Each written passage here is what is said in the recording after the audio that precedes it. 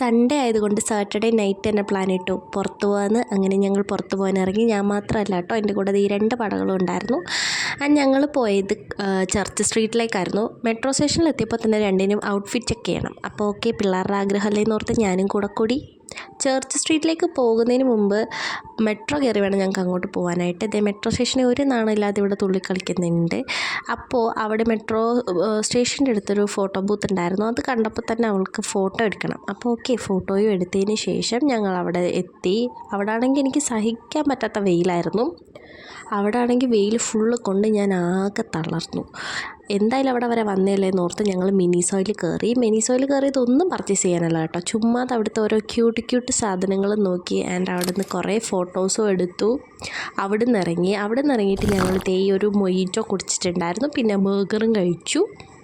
അതെല്ലാം കഴിച്ചിട്ട് ഞങ്ങൾ പിന്നെയും നടന്ന് ശരിക്കും ഞാൻ ക്ഷീണിച്ചിട്ടുണ്ടായിരുന്നു കേട്ടോ. ഞാൻ മാത്രമല്ല, എൻ്റെ കൂടെ വന്നത് ഇപ്പോഴും ക്ഷീണിച്ചിട്ടുണ്ടായിരുന്നു. അപ്പോൾ തന്നെ ക്ഷീണം മാറ്റാൻ വേണ്ടിയിട്ട് എൻ്റെ ഫേവറേറ്റ് ഡ്രിങ്ക് ഞാൻ കുടിച്ചു. പിന്നെ ഞങ്ങൾ പോയത് കപ്പൺ പാർക്കിലേക്കായിരുന്നു. അവിടെ അധികം നേരം ഇരുന്നില്ല, കുറച്ച് നേരം ഇരുന്നിട്ട് ഞങ്ങൾ പിന്നെ തിരിച്ച് മെട്രോ കയറി വീട്ടിലെത്തി. കാരണം നല്ല ക്ഷീണിച്ചിട്ടുണ്ടായിരുന്നു. പിന്നെ അവിടെ വന്നിട്ട് ഞങ്ങളൊരു ബ്രോസ്റ്റഡും കഴിച്ചിട്ട് കിടന്നു. അത്രേ ഉള്ളൂ. ബായ്.